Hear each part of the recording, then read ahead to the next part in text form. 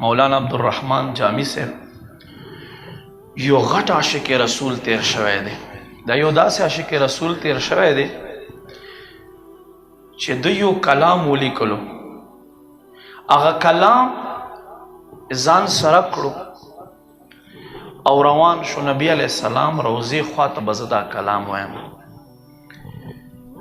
څه وخت چې مدینې منورې بارډر ته رانږدې شو، الله محبوب شپې خوب کې د اخ ټیم چې کوم وزیر و امیر و د مسلمانو، هغه ته په خوب کې ورغی چې سبا داسې یو سړی را روان دی، خو ګورې دننه یې را پرې نږدې واپس یې کړ. دی له دې هرات د افغانستان له ښارونو نه یو ښار دی له دې ځای نه روان شوی دی، د هرات اوسېدونکی. داسې غټ عالم تېر شوی دی چې یوه ورځ استاد زوی ته وویل ستا پلار هم ځان ته غټ نحوي وایي، نحو یو علم دی، پلار ته ووایه که نه چې یو کتاب ولیکه.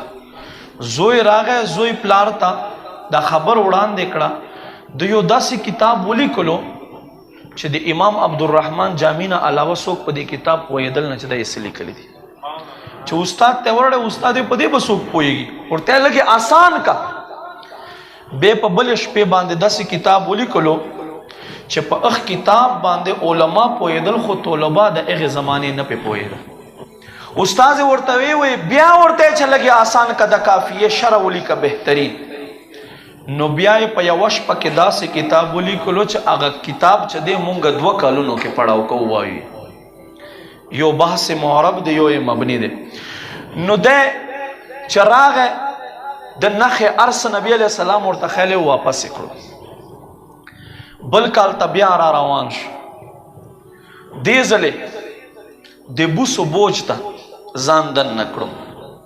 نبی علیه السلام بیا نخې وخایلې، سړی بیا واپس و. نبی پاک صلی الله علیه و آله وسلم ته په خوب کې هغه امیر د مسلمانو عرض کې چې حضور دا سړی بار بار راځي، دا څه فتنه خوروي، څه دلته نقصان رسوي خلکو ته، تاسو یې ولې واپس کړئ؟ حضور فرمایي نه فتنه خوروي، نه چاته نقصان رسوي، بلکې دا زما عاشق رسول دی. سبحان الله. بیا قربان غلامان خو تاسو ځان ته نږدې کوئ او دا ولې لرې کوئ؟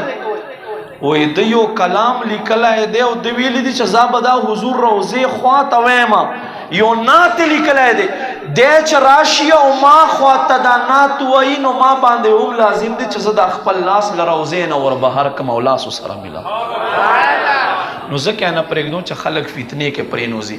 نو دی فرمایي چې سوء من گذر آری منم مسکین ناداری، فدای نقش نالینت کنم جا یا رسول اللہ.